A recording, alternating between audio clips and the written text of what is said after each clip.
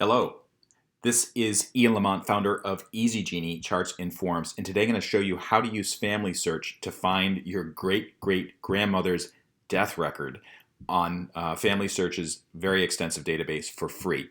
So let's get started here. And actually, before we get started, I want to show you who I'm looking for. So her name is Sarah Jane McCartney, and actually discovered information about her via my late great aunt, who knew her well and shared some information about her, including calling her Grandma Wallace, not Sarah Jane McCartney, but she knew the maiden name. And the issue is, we know where Sarah Jane is buried. She's buried in New York State, and we know when she was buried, which was in July of 1913, but we don't know where she died. And the reason that's important is, if you know where someone has died and you can get their death certificate, if they were born after a certain year, you can determine who their parents are, because many death certificates do include the name of the mother and father of the person who's deceased. Not always, and sometimes the information is not correct, but it's a really good way to get more clues about that. And in this case, there's some confusion about where her family came from. So I really want to find this information, and I'm going to use FamilySearch to do it. So let's go to FamilySearch, and that's the wrong one. Let's go here. So this is FamilySearch. When you come here, it's kind of confusing. Go to Search Records. And FamilySearch is great because, unlike Ancestry, where you have to pay to access records, FamilySearch is free. Although in some cases it'll just be an index result, at least it's some sort of information. So when you come to this particular page, click on More Options, and then put in the name of the person as you know it, Sarah Jane. Now, her maiden name is McCartney, but her married name is Wallace. And I'm going to use Wallace because in many cases the death record will reflect the married name of the most recent spouse. So sometimes people, they've remarried or they're a widow and then they marry. Use the most recent one because usually the death record will have that. FamilySearch gives an option to check off match first names exactly as well as match last names exactly. Don't do that because it's so restrictive that if somebody mistranscribed her name, or maybe she was spelled like Sarah Jane, but you searched for Sarah Space Jane, it won't return the result. So leave those blank for now. And then what you want to do is for death, click on death. Don't give the death place because this is part of the mystery. We know where she was buried, but according to my great aunt, she actually lived in Washington, D.C. with one of her children. And I don't know if she passed away in Washington, D.C. or she passed away somewhere else, but we're gonna try to figure that out too. And so then the death year, I know that, and it says death year range. If you know the exact year, just put in 1913 to 1913. So we know that. I'm not going to put in the place because I'm not quite sure about that, but this is what we have so far, and let's see what comes up.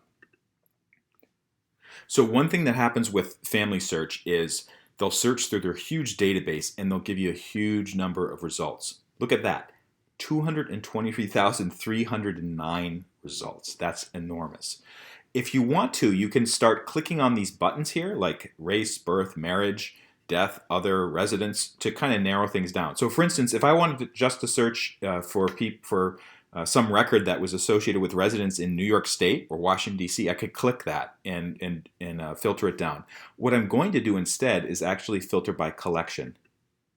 So collection means where these results come from. So for instance, you can see this one, Sarah Jane Wallace, principal, Ohio deaths 1908 to 1953. I know that she did not pass away in Ohio, so I can ignore that one. And what I'm going to do actually is look at all the birth, marriage, and death collections, show all 644, so she showed up a lot. And you can see she's really showing up everywhere. Someone named Sarah Jane Wallace is showing up in many records across many states and even many countries. So Arizona, Arkansas, going through the whole thing. So what I'm going to do is I'm just going to narrow it down to New York because we know she was buried there. So perhaps she died there as well. And then also Washington, D.C., if I can find it. So let's keep on going. You can see this is going all over the place. So Wallace was a very common name, apparently. And also, sometimes these records may return results such as Sarah Wallace or Jane Wallace.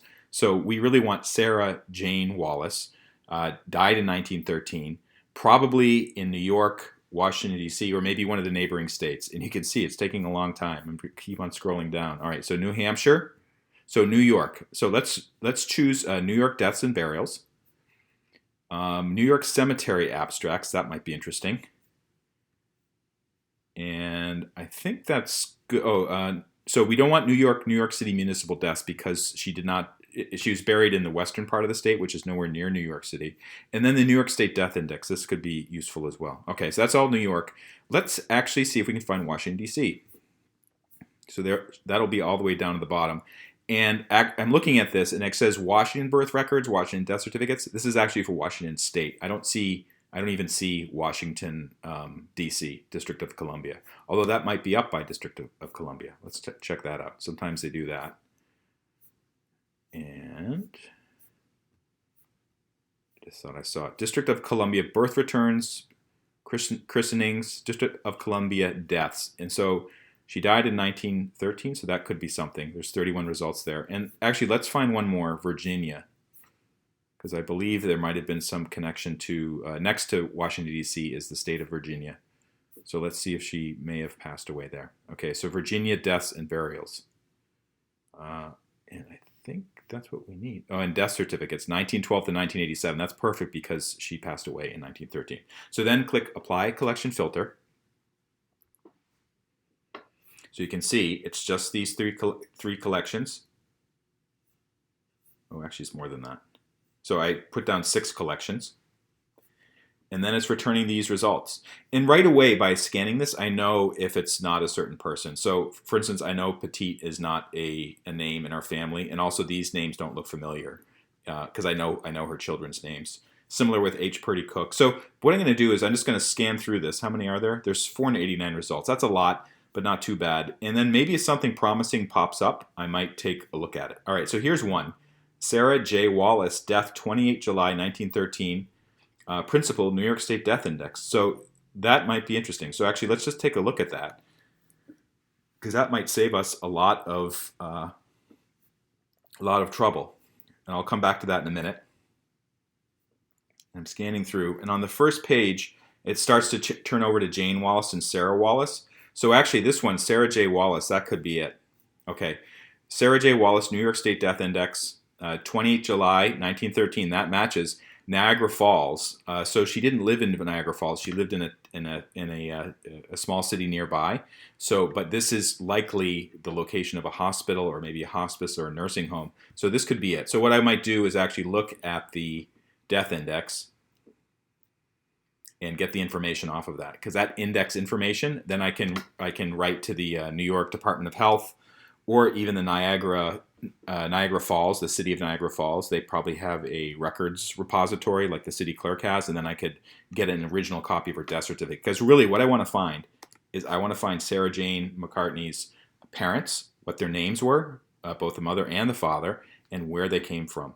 And then exactly where they came from, because according to the records, the census records, they may have come from England, but I'm not sure if that means they actually lived in England before they came to the United States, or they passed through England before coming to the United States, because McCartney, as you know, is an Irish name, whereas Wallace is often a Scottish name.